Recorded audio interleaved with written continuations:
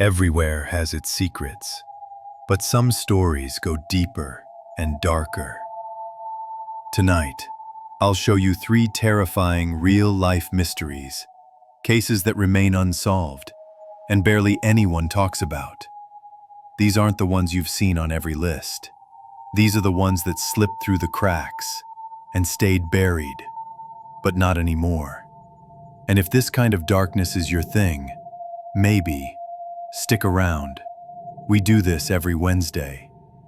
Welcome to Dose of Creepy. Our first story brings us to Roopkund Lake, aka Skeleton Lake. High in the frozen Himalayas lies a lake that holds a terrible secret. Every summer, as the ice melts, hundreds of bones rise from the shoreline. Cracked skulls, shattered ribs. It's called Roopkund, but most know it as Skeleton Lake. Radiocarbon dating places the bodies around 850 AD, but it's not just the number of dead, it's who they were. DNA reveals 2 different ethnic groups, one local, the other from as far as the Mediterranean. What were they doing here? Some say a royal procession was caught in a freak hailstorm. Others whisper of ritual sacrifice. No tools, no weapons, just bones. The Himalayas keep their secrets well. But this next story never even made the news outside her country. This mysterious story is about a young woman living in another country.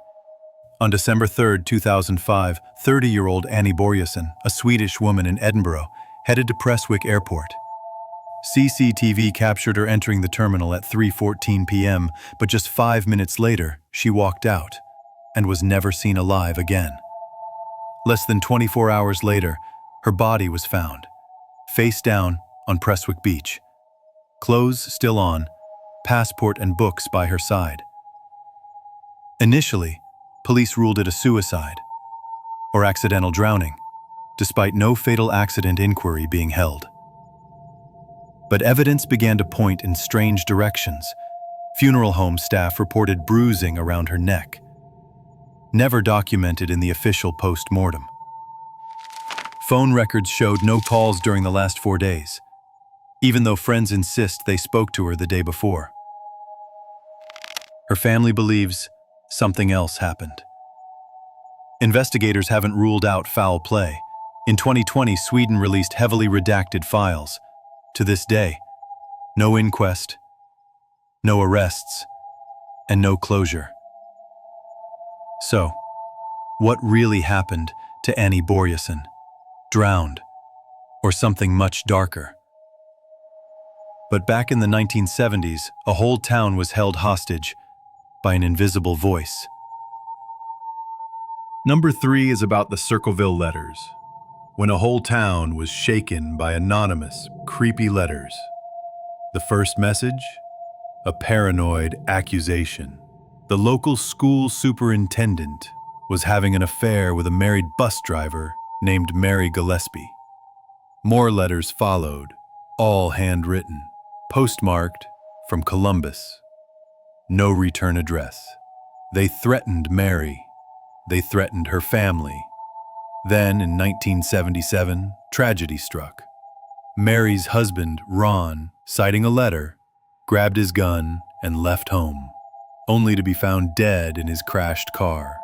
Investigators accepted a drunk driving accident, but community rumors weren't sure. The letters continued. In 1983, one appeared along Mary's bus route. She pulled it down.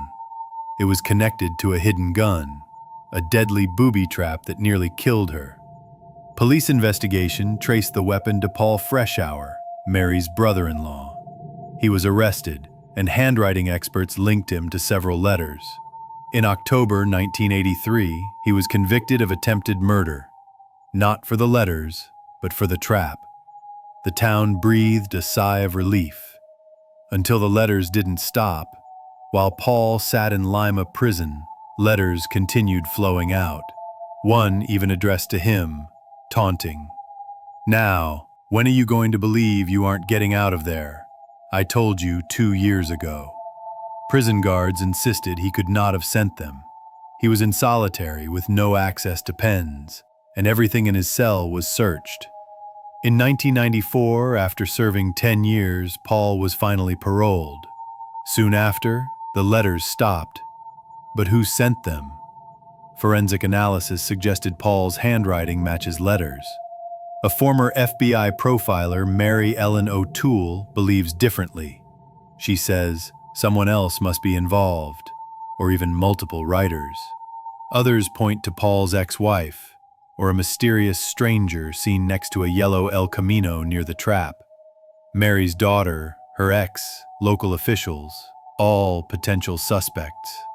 Over 1,000 letters tormented hundreds of people, spanning nearly 20 years. The Circleville letter writer has never been identified, and despite a conviction, the case remains an unsolved labyrinth of secrets, obsession, and silent threats. These stories are real, but they're not finished. And somewhere out there, someone knows the truth. Every Wednesday, we dig deeper into the stories the internet forgot. So if you're still here, welcome to the dark side. Subscribe to Dose of Creepy, and I'll see you next week.